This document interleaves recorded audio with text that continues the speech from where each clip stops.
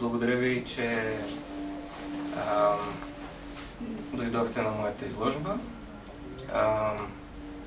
Благодаря на Явор за тази възможност. Предполагам, добре да започна от как се зароди идеята ми за нея, за тази изложба. Първоначално идеята ми беше да направя серия от илюстрации около литературата и поезията на Едгар Алан По. Но това се оказа доста трудна задача за мен. Просто защото не можах да се накарам да я започна да я рисувам. Аз много ценя неговата поезия и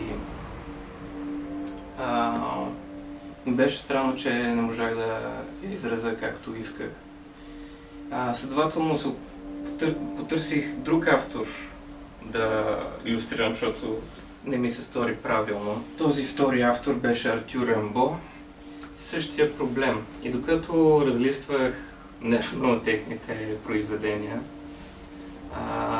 някакси ми светна, че просто прекалено много се облягам върху творчеството на други автори и реално не толкова, колкото трябва да наблегна върху това да изразявам сам себе си. Просто се чувствах като притеснен илюстратор.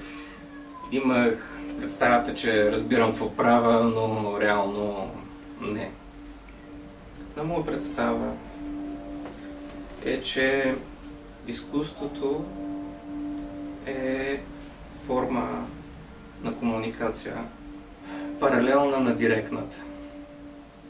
Както в сънищата, как сънищата представят реалността на всекидневието изопачено, така изкуството може да използва образи, речи, действия по друг подход. Тези картини, те нямат ясна история. Опитвам се да комуникирам нещо друго, нещо много по-частно и неназовимо. И следователно се надявам, че съм излякал достатъчно от себе си да можете да го оцените. Благодаря.